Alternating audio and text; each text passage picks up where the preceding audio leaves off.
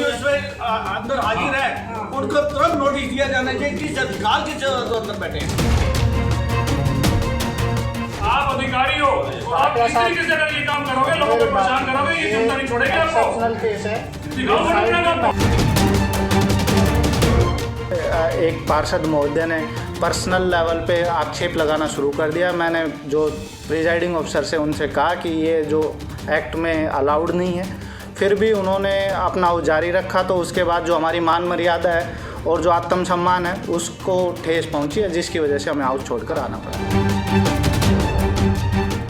लंबे वक्त के बाद नगर निगम हाउस की मीटिंग हुई, जहां पर सभी पार्षद पहुंचे।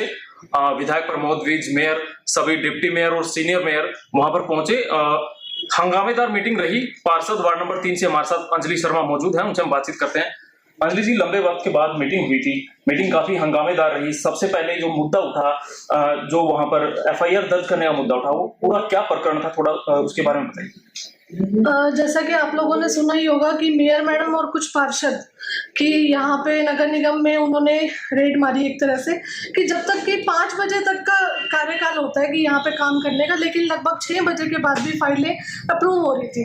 उस चीज़ के बारे में जब देखा तो दलाल भी कुछ एक दलाल को मैं भी ऐसे देखा था, मैं भी उनके पीछे लगी हुई थी 2-3 दिन से, कि एक जैसी मैडम का पीए है मोनू नाम का लड़का, तो मेरे को 2-3 दिन पहले ही वो मेरे को सीएफसी डिपार्टमेंट में मिला।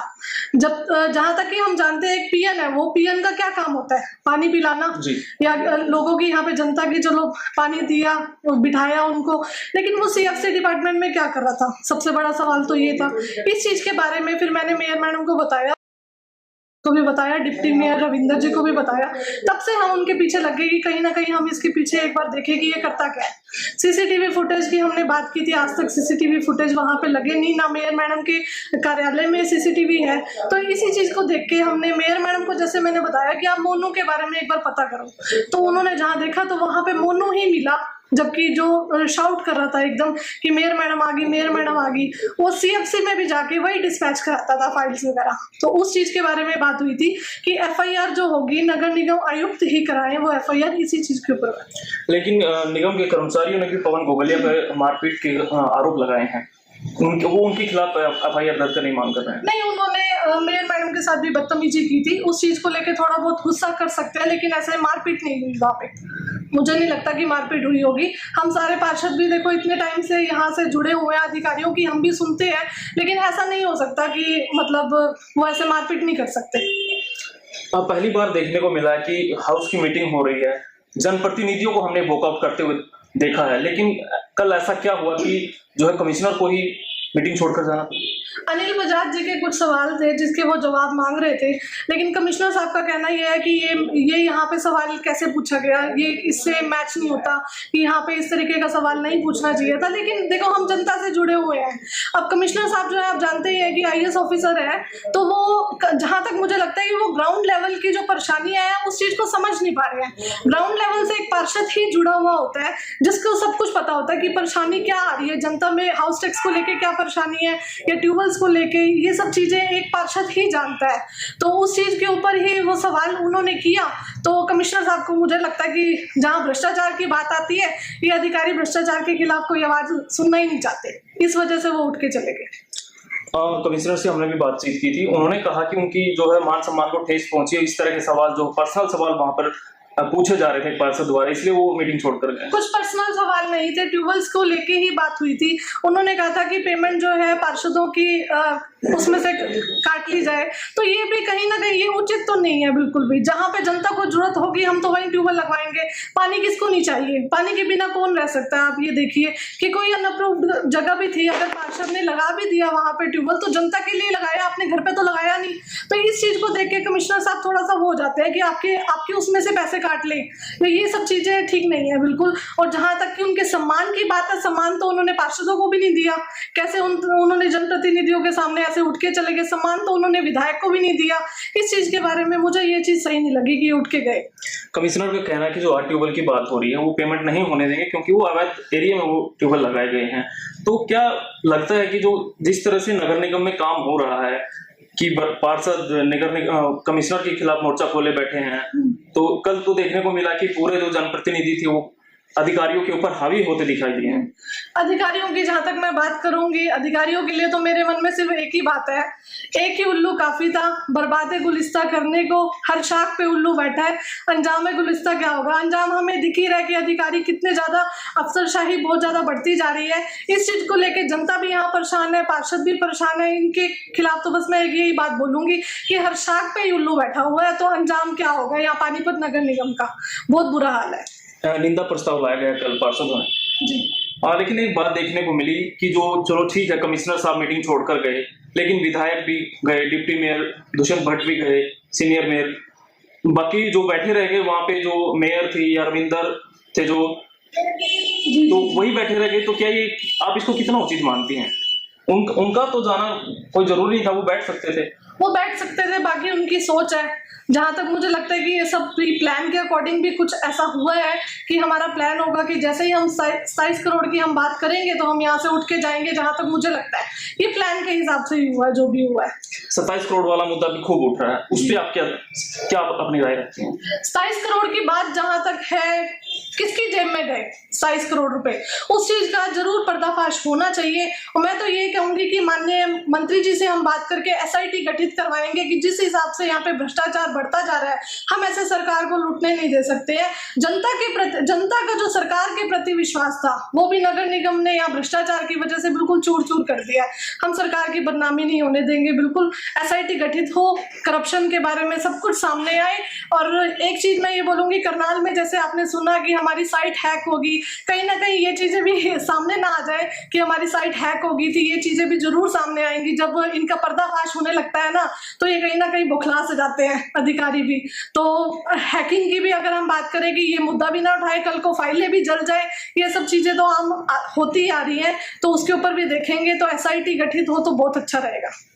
क्या लगता है इस पूरे प्रकरण को कैसे देखते हैं? और अभी ये चर्चा है कि विधायक साहब, मेयर और कई पार्षद चंडीगढ़ गए हैं, क्या लगता है कुछ कार्रवाई इसमें होगी? देखते हैं क्या होता है। होनी तो चाहिए कि मतलब कमिश्नर का वहां से उठ के जाना, जनता के सवाल थे, जनता के सवाल है, ये पार्षद के सवाल नहीं है।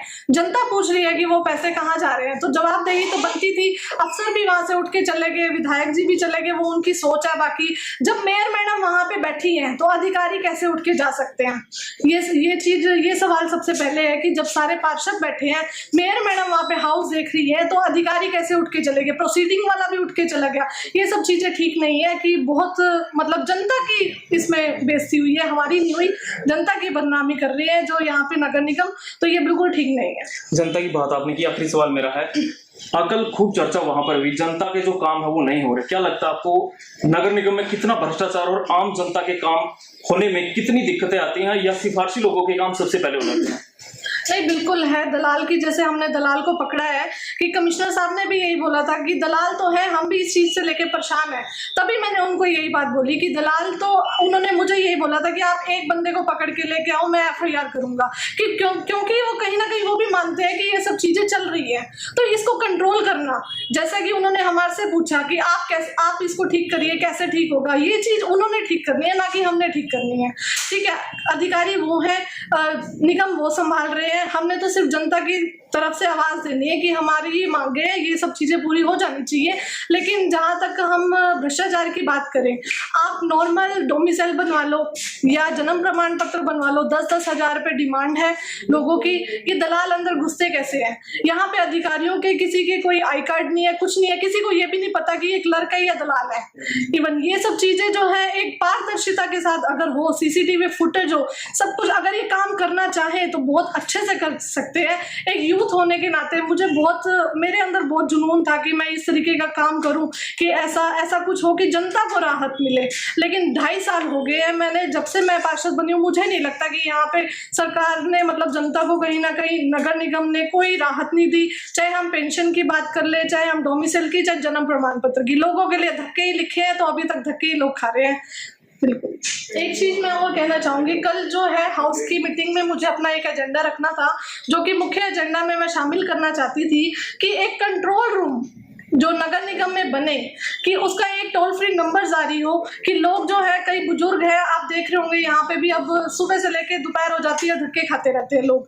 एक टोल फ्री नंबर ऐसा निगम की तरफ से जारी हो कि सरकार के पास सीधा नगर निगम के पास जो है शिकायत जो भी आई उसका तुरंत समाधान हो सके, उस विभाग से संबंधित विभाग के पास उसी टाइम वहाँ पे जो है शिकायत चली जाए। इससे बहुत फर्क पड़ेगा। मैं ये बात कमिश्नर साहब से करना चाहती थी, लेकिन कल का कुछ हालात ही ऐसे हो गए थे कि इस बारे में को मैं रख नहीं पाई।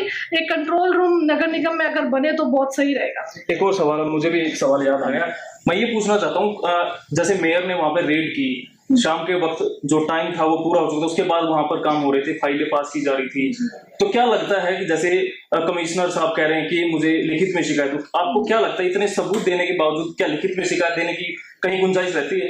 नहीं, अगर हाउस ने जब ये बात, पूरे हाउस ने 26 के 26 पार्षद जब ये बात कर चुके थे, तो इस चीज को लेके तो कमिश्नर साहब को उसी टाइम एक्शन लेना चाहिए था। लेकिन फिर भी वो कहीं ना कहीं अगर रिटर्न में मांग रहे हैं तो हम रिटर्न में देने के लिए तैयार है, हमें कोई आपत्ति नहीं है इस चीज को लेके। अगर रिटर्न में वो मांगते हैं, हमने रिटर्न में कल उनको दे दिया कि अभी तक FIR हुई, अभी तक कुछ नहीं हुआ, अधिकारी वहीं पे बैठे हैं, क्लर्क वहीं बैठे हैं, सब वहीं पे ही है, तो जो कि तुरंत उनको एक्शन लेना चाहिए था, लेकिन क्यों नहीं ले रहे हैं, इस बारे में भी हम उनसे दोबारा एक बार बात करेंगे कि FIR तो होनी चाहिए, ताकि आगे जो आने वाले दलाल है वो भी एकदम अलर्ट हो जाए कि मतलब यहाँ पे अब गड़बड़ है, हमें नहीं घुसना चाहिए इस चीज के अंदर। जब अधिकारी ही मिले हुए हैं दलालों के साथ तो कैसे पूरा होगा? एक बार FIR होगी तो जरूर कुछ ना कुछ एक्शन फिर लेंगे। बहुत बहुत शुक्रिया हमसे बात करने के लिए। तो ये थी अंजलि, वार्ड नंबर 3 से, जिनका साफ तौर पर कहना है, इन्होंने एक टोल फ्री नंबर की भी बात की है जो डायरेक्ट जो अधिकारियों से, नगर निगम से, महापौर से डायरेक्ट पब्लिक की डीलिंग हो सके, और भी तमाम गंभीर आरोप इन्होंने लगाए हैं, और एक निष्पक्ष कार्रवाई और निष्पक्ष जांच की इन्होंने मांग की है, SIT गठित होने की मांग की है। हालांकि ये चर्चा है कि शहरी विधायक प्रमोद द्विज, मेयर और कुछ पार्षद चंडीगढ़ पहुंचे हैं, और ये उम्मीद जताई जा रही है कि जो अधिकारी मीटिंग छोड़कर चले जाते हैं, या जो भ्रष्टाचार को, या जो दलाल हैं इस भ्रष्टाचार को बढ़ावा दे रहे हैं, उस पर नकेल कसी जाए। सहयोगी मदन भरेजा के साथ मैं सचिन शर्मा, पंजाब केसरी टीवी, पानीपत।